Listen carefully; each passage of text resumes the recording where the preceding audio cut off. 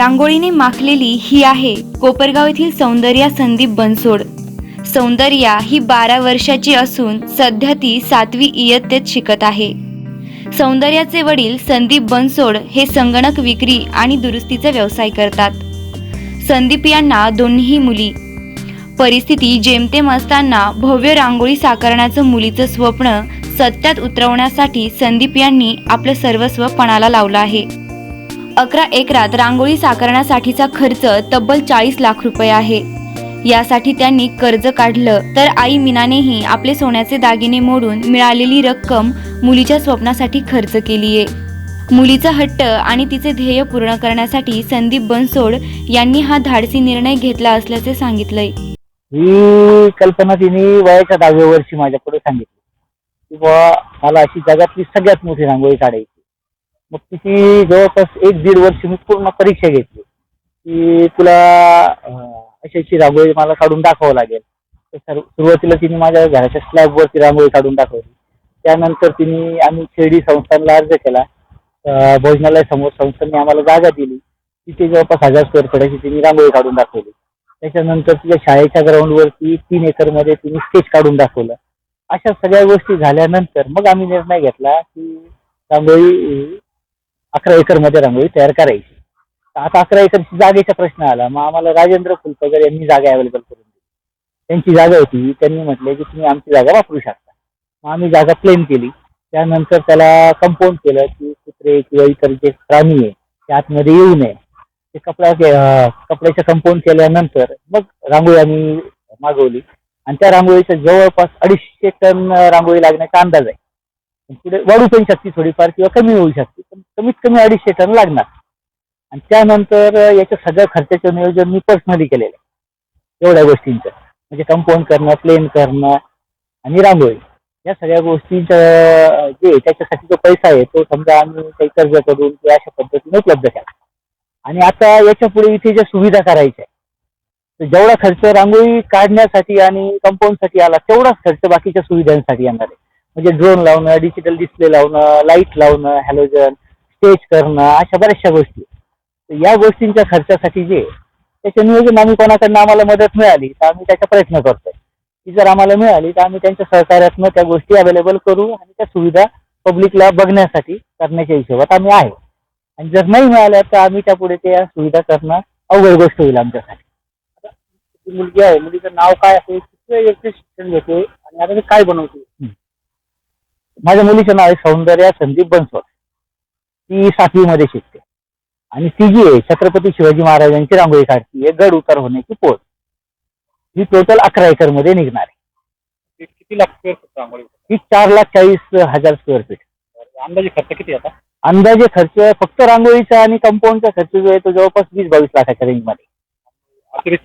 अतिरिक्त खर्च कमीत कमी 20 लाखापर्यंत येईल. कारण लाईट, त्याच्यानंतर 80-90 हॅलोजन लावावं लागतील. एवढ्या मोठ्या जागेला प्रकाश पडण्याच्या हिशोबाने 25-30 फुटाचे स्टेज तयार करायचे. त्यानंतर LED डिस्प्ले लावायचे, ड्रोन लावायचे आहे. इतर अशा बऱ्याचशा व्यवस्था आहे या व्यवस्थेसाठी. या रांगोळीचा विश्वविक्रम नोंद होईल. आतापर्यंतचे विश्वविक्रम हे फक्त 1 लाख स्क्वेअर फीटाचे इंडिव्हिज्युअल मध्ये आणि हे 4,40,000 आणि त्यात लहान मुलगी. तर या हिशोबाने त्याच्यामध्ये नोंद व्हायलाच पाहिजे निश्चितपणे. Guinness book of world record मध्ये नोंद होणार. हा, लिंक दोन्ही पण व्हायला पाहिजे. 11 एकर जागेवर छत्रपती शिवाजी महाराजांची पूर्णाकृती सौंदर्या साकारते. जवळपास 20 दिवस ती अथक परिश्रम करून ही रांगोळी साकारणार आहे.